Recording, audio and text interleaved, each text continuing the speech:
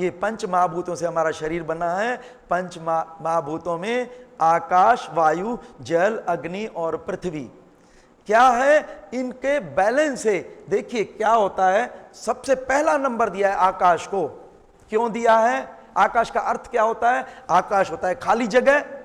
खाली जगह, हम नदियों पे, पहाड़ों पे चले जाते हैं, कितना हमारा मन प्रफुल्लित होता है, क्योंकि खुला आकाश हमें मिलता है। और अंदर जो हम ठूस ठूस के खाते तो आकाश तत्व की कमी होती है। हम ज्यादा घी तेल चिकनाई खाते हैं, हार्ट की नली ब्लॉक हो गई तो हार्ट प्रॉब्लम, लंग्स की नली ब्लॉक हो गई तो लंग्स की प्रॉब्लम। अरे अगर हम उपवास करना सीखे ना तो कभी ब्लॉक ही नहीं होगी, और ब्लॉक भी हो गई तो ठीक हो जाएगी। तो हमारा जो कहने का मतलब, ये आकाश तत्व आता है उपवास से। दूसरा तत्व आता है वायु तत्व। वायु माना ये जो शुद्ध वायु हम लेते हैं। मैं बता रहा हूं, मैंने देवास में नौकरी की है। सुबह सुबह उठ करके मैं वहां पहाड़ी पे चला जाता था, डीप ब्रीदिंग करता था।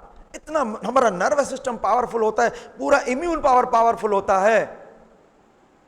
कपड़े कम से कम होना चाहिए, डायरेक्ट हवा लगना चाहिए। हवा जर्मिसीडल होती है, ऑक्सीजन रिच होती है सुबह सुबह की। आकाश के अगर जरा सा कम हो जाए, 1 मिनट हम जीवित नहीं रह सकते हैं। वायु के ऐसा अभ्यास किया गया है कि जो प्राणायाम का अभ्यास करते हैं, जो स्विमर होते हैं, वो 10-20 मिनट तक भी वायु नहीं लेते हैं, सांस नहीं लेते हैं, जीवित रहते हैं। इसको दूसरा नंबर दिया है। इसके बाद आता है जल। क्या होता है, हमें जल चाहिए, लेकिन कितना चाहिए? आवश्यकता अनुसार चाहिए। बिगर प्यास के अमृत भी विष का काम करता है। ये जो ज्यादा पानी पीते, बार बार पेशाब आता है, हमारी किडनी वीक होती है। पानी कौन सा लेना चाहिए? पानी जो होता है सबसे अच्छा रहता है कुएं का या हैंडपंप का।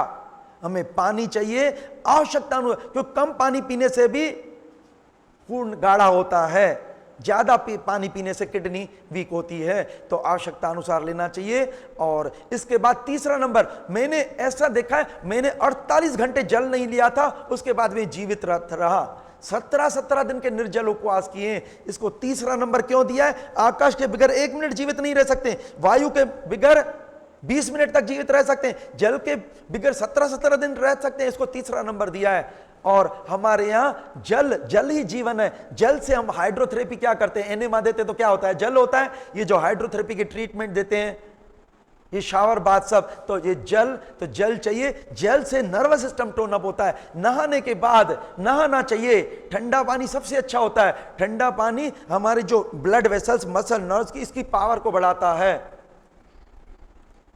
और गर्म पानी होता है ए टॉनिक, हमारे शरीर की शक्ति को कम करता है। इसके बाद चौथा तत्व आता है अग्नि तत्व। अग्नि माना सूर्य प्रकाश। सूर्य प्रकाश नहीं होता तो मंद अग्नि रहती है। कभी कभी देखा है, जब सूर्य प्रकाश नहीं होता है कुछ अच्छा नहीं लगता है। जब खुला आकाश होता है, सूर्य प्रकाश होता है, सूर्य प्रकाश में क्या होता है? अगर हम सूर्य प्रकाश लेते हैं तो ब्रह्मांड की शक्ति अंदर जाती है, शरीर शक्तिशाली बनता है, हड्डियां दांत मजबूत होते हैं। डेली हमें सुबह या शाम का सूर्य लेना चाहिए, शरीर पे लगना चाहिए। अगर वो लेंगे तो कभी बीमार नहीं होंगे। और इसका क्या है, सूर्य प्रकाश नहीं भी होता है तो चलते रहते हैं, मद्दाग्नि होती है। इसको चौथा नंबर दिया है। पांचवा नंबर है पृथ्वी तत्व है। मैंने बताया ना, जैन मुनि 3-3 महीने नहीं खाते हैं।